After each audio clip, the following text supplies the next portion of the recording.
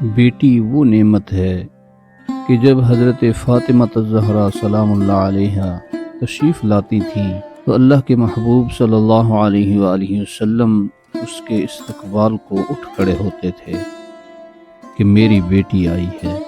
نگاہ کا عادل وہ ہے جسے دوسرے کی بیٹی میں اپنی بیٹی نظر آئے۔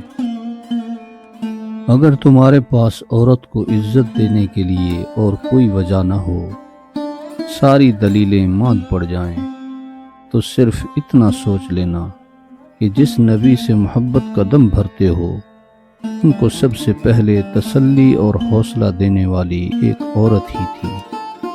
اپنی ماں اور بیوی دونوں کو بے پناہ عزت دو، کیونکہ ایک تمہیں دنیا میں لائی اور دوسری ساری دنیا چھوڑ کر تمہارے پاس آئی۔ عورت مرد کی امیری غریبی سے بالکل متاثر نہیں ہوتی، وہ تو بس اس بات سے متاثر ہوتی ہے کہ ایک انسان اس کو کتنی عزت دیتا ہے۔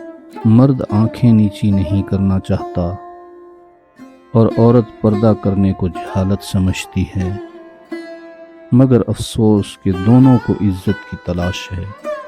عورت کی عزت کرنا ایک عزت دار مرد کی نشانی ہے۔ لڑکیوں کی عزت بالکل اسی طرح کرو جیسے تم اپنی بہن کی عزت کروانا چاہتے ہو۔ عورت کو عزت کی نگاہ سے دیکھا کرو، تم اسی کے ذریعے دنیا میں آئے ہو۔ عورت عزت چاہتی ہے اور وفا چاہتی ہے، اور رہی محبت تو اس کا دعویٰ تو ہر مرد کرتا ہے۔ وفا، عزت اور وقار کوئی کوئی ہی دیتا ہے۔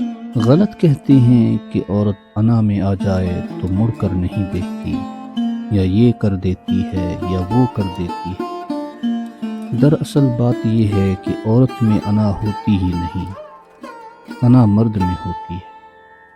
عورت تو وفا شناس ہے، وہ جھک جاتی ہے، ڈر جاتی ہے، کبھی طلاق کے خوف سے، کبھی مرد کے چھوڑ جانے کے خوف سے، کبھی اس کے کہیں اور متوجہ ہو جانے کی خوف سے، کبھی اس کے بیزار ہو جانے کے خوف سے۔ عورت ہر بار اپنی انا اور اپنی عزت نفس کچلتی ہے، تب کہیں جا کر زندگی گزار پاتی ہے۔